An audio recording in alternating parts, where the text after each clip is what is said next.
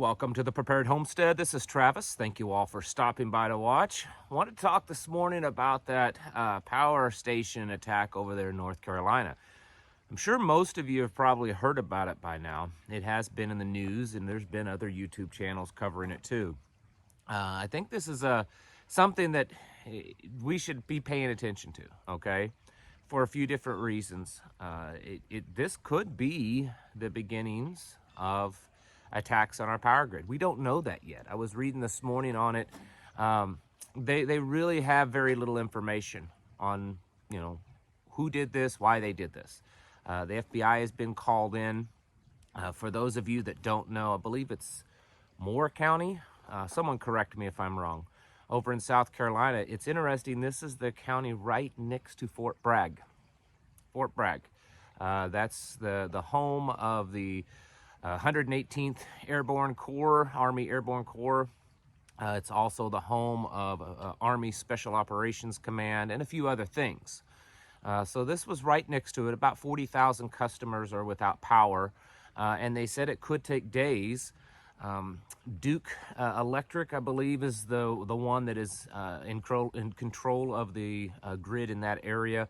And they said that there doesn't seem to be any way that they can reroute power in this area, that it's just dead. It's out, and they're going to have to wait until they get the equipment to replace things. And this apparently are some very large transformers. This shows a lot of weakness in many areas. It's not a big surprise. It's not a big secret that our grid is actually very vulnerable. Homeland Security, Congress, private organizations have been saying for years that the U.S. power grid is extremely vulnerable. I've said it for a long time. One of the very first things I was talking about when I got into preparedness is how weak our power grid is. I mean, you don't have to have some high-tech, high-altitude nuke detonation to knock out the power grid. You just have to have some Billy Bobs with some guns or a few things and know the few places it takes to hit it. Conservatively speaking, around 9 certain spots within our grid. If you take those 9 power stations out, it'll cause a cascading effect and knock out pretty much most of the grid. Not all of it, but most of it, a large portion of it. Probably at least as much as an EMP attack, as a singular EMP attack, maybe even more than that.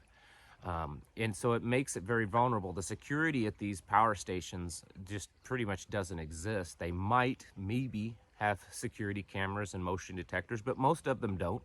Most of them, it's a fence around it with a chain and a padlock, and that's it. You don't have to be some state-sponsored, highly specialized unit to go in and take one of these out. Like I said, pretty much any hillbilly could do it if they wanted to. And I'm not advocating that at all. I'm saying this because it's vulnerable. And this incident in North Carolina, it could just be a one-off. It could be just some hillbillies. It could be some kids. It could be some angry, disgruntled person. It could be some local extremist group. It also could be some kind of state-sponsored terrorism act. It could be a test to our response. It could be a test to see how easy it is to do. Being that it's right there next to Fort Bragg is, I think, interesting. It may mean nothing, but that's a very important military installation. So it's interesting that it did happen pretty much in their backyard. The thing that we need to be thinking about is how vulnerable is the electricity coming into your home? How well are you prepared? Again, we don't know if this thing's going to continue to happen. In days or weeks, will we see more of this? Is this a new trend? Is this the start of a domestic attack or an international attack? We don't know. But what you and I should focus on, at least for right now, is our preparedness for this type of thing. How much would it set you back, so to speak? How hard would it be on you if you lost power in the way that these people have lost it in North Carolina?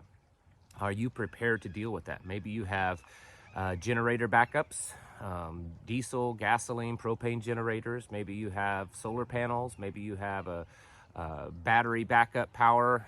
These well, I hate to call them solar generators because I don't believe it's what they are. But anyways, these solar battery backups, what do you have? Or are you just able to just get by? You know, if you lose power, you just go into all primitive pre-electric mode and it exists. These are things that you should be thinking about. Usually, the most important thing for a prepper is your refrigeration, and then also possibly a well if you're on your own water. So those are usually your two primary objectives, is to make sure that those areas are secure. I mean, certainly there's other things that are important, but they're usually not as hard to make secure against an attack like this. Refrigeration, depending on how many refrigerators and freezers you have, is going to determine what kind of system you need to keep them running. And then of course your well, that's a little bit more significant. It pulls a lot of amperage, a lot of power being pulled out of a well. So that's going to take a little time to figure out exactly what you need. A lot of these systems out there are just temporary band-aids. You know, most of these battery backup, these solar battery powered backups, you know, at best, they might last a few days. You know, even these ones, I've seen these whole house systems, these Tesla lithium batteries and stuff. And I'm not knocking them. I'm just saying that you need to be aware of what they actually are. If you don't have a decent sized solar array, your house or the things that you have hooked up to it are going to last for just a few days, and then the batteries run out, and then you're just like everyone else. So don't get caught up in that, you know, a little, you know, $400 or $500 box is going to run your whole house until, you know, the power gets turned back on. It's not. It doesn't work that way. With fuel generators, of course, you have to have the fuel. They're usually pretty thirsty things. Gasoline generators, while they can certainly power everything you need if you get a big enough one, they also tend to be pretty thirsty and require quite a bit of fuel. So you have to think about that. Solar power, solar panel systems, the whole systems is probably overall the best way to go, but they're pretty pricey still, although the price has gone down considerably, and they've been around long enough now that you can buy used panels that still function quite well at a decent price. So that's an option. Another option that I always encourage people is just to learn to not need it. I mean, we existed for a very, very, very long time before we had electricity. And so we need to have, part of our contingency plan is to just not have it. I know it's going to hurt. You know, your house is going to get hot in the summertime. You're not going to have the level of refrigeration you're used to. There are other methods that you can refrigerate stuff. It just takes work. It takes time. It's an inconvenient, but there is, you know, those options out there. This is what we have to be thinking of, because there's so many possibilities. You know, this one grid going down should be a wake-up call, because there are so many possibilities that could cause this to happen, that could cause it to happen on a more widespread area. I mean, even just the fact that it's becoming more difficult for the power companies to keep our grid up and running. It was back in the summer, they were warning of blackouts, and many of you experienced those, where the power was shut off for a while because the grid couldn't keep up. And just a couple of weeks ago, they announced that about 25% of the United States will experience blackouts throughout the winter because the grid, again, is not able to keep up. So it doesn't even have to be a terrorist attack. It's just the fact that the grid can't keep up. And then if we look at the vulnerabilities of, you know, aging infrastructure and poor security, and then just the fact that we are entering a very, you know, violent and age of a lot of turmoil and domestic and foreign actors that are just, you know, they just want to cause havoc, because that's just the world that we live in now. I would say that the electric grid is quite vulnerable. And so this one incident, it just may be a one-off. There may be nothing to it other than the incident itself. But it could be more. It could be a sign that we will see more of this. You know, look at it this way. Even if it's not some kind of state-sponsored terrorism, if it's just, let's just say it's a few drunk guys that just are mad and they're going to do it. What about all of these other little cells, sleeper cells, domestic and foreign terrorist groups, and just people that could cause havoc. They see this happen and they see how easy it is, you know. Just some guys with some rifles went and took out a grid to 40,000 people. Man, that was pretty easy. Could we do the same? So it could spread. There's also the fact that the transformers, the equipment needed to replace the stuff that's damaged, is in really short supply right now. A good friend of mine is a lineman, and he travels all over the country. He's been to most all of these hurricanes and tornadoes, helping them rebuild their power grid. And he has told me several times that there is a massive shortage of transformers, especially the big ones. So if this happens more and more often, it's going to make it very difficult to replace the damaged systems because we just don't have them to replace. And there's anywhere between an 18-month to 3-year back order on a lot of these stuff. From what I've heard, that they're actually taking old equipment and trying to repair it and make it usable again.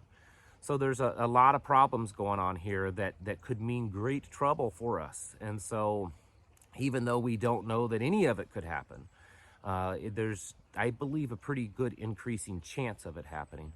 And so we need to be prepared for that. Start evaluating, what systems, what electrical systems in your home are absolutely critical. Maybe you have to use some type of medical device.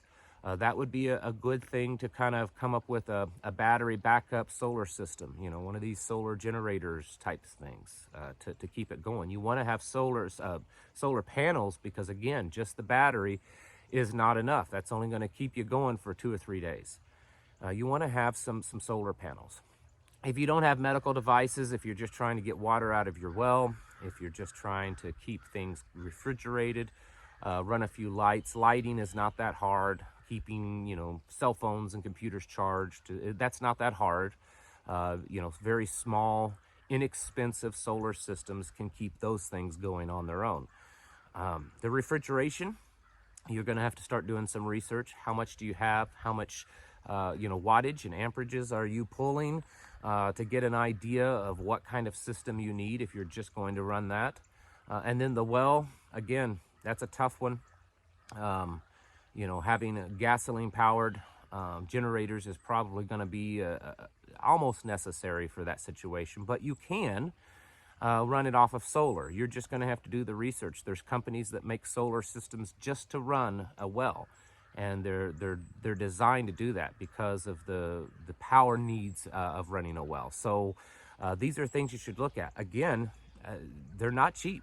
Okay. This stuff isn't cheap, but it is coming down in price. And this North Carolina thing, if nothing else, should be a wake-up call of the vulnerabilities of the electricity needs that you have. Because if your homestead, if your preps, if your plan kind of circles around certain electrical needs, how vulnerable is your plan when those electrical sources are gone? You need to be thinking about that and keeping an eye on this because, again, maybe nothing, maybe a one-off attack in North Carolina, but it could be the start of something. And we should be prepared for that because that's what we do. That's why we prepare for instances like this. Folks, it's time to get your houses in order. Prepare yourselves mentally, physically, and spiritually. Thank you for watching, and I'll catch you in the next video.